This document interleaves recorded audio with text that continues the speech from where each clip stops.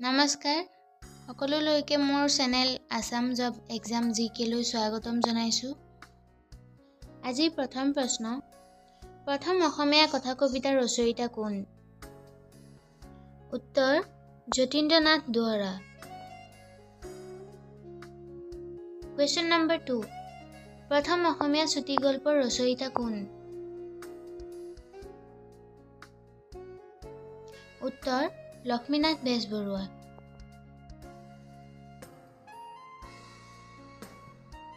Question number 3, অসমীয়া প্ৰথম গল্প সংকলন কি? উত্তৰ সুৰভি, 1909 চন, লক্ষ্মীনাথ বেজবৰুৱা। কুৱেশ্যন নম্বৰ 4, প্ৰথম অসমীয়া ছপাপুথিখনৰ নাম কি?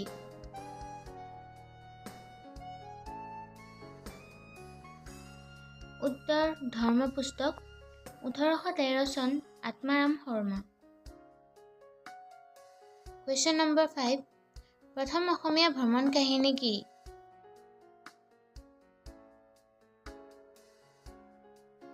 উত্তৰ বিলাতৰ চিঠি, 1939 চন, জ্ঞানদাভিৰাম বৰুৱা। কুৱেশ্যন নম্বৰ 6, প্ৰথম অসমীয়া চনেট কি?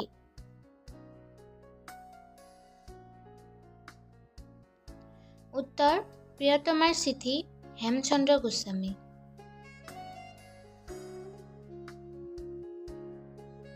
কুৱেশ্যন নম্বৰ 7, প্ৰথম অসমীয়া চনেট পুথিখনৰ নাম কি?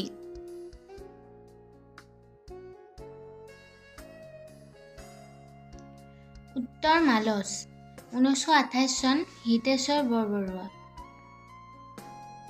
কুৱেশ্যন নম্বৰ 8, প্ৰথম অসমীয়া গদ্য লেখক কোন?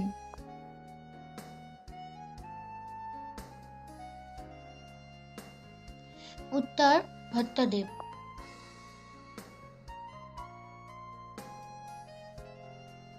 কুৱেশ্যন নম্বৰ 9, অসমীয়া গদ্য ৰচনা কোনে কৰিছিল?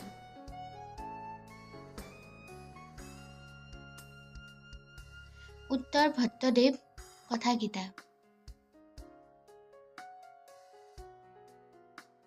কুৱেশ্যন নম্বৰ 10, সাহিত্য একাডেমী পুৰস্কাৰ প্ৰাপ্ত অসমীয়া কবিতা পুথিখনৰ নাম কি? উত্তৰ বনফুল, 1955 চন, যতীন্দ্ৰনাথ দুৱৰা। এনেধৰণৰ ভিডিঅ' পাবলৈ মোৰ চেনেলটো সকলোৱে লাইক এণ্ড ছাবস্ক্ৰাইব কৰিবলৈ নাপাহৰিব। ধন্যবাদ।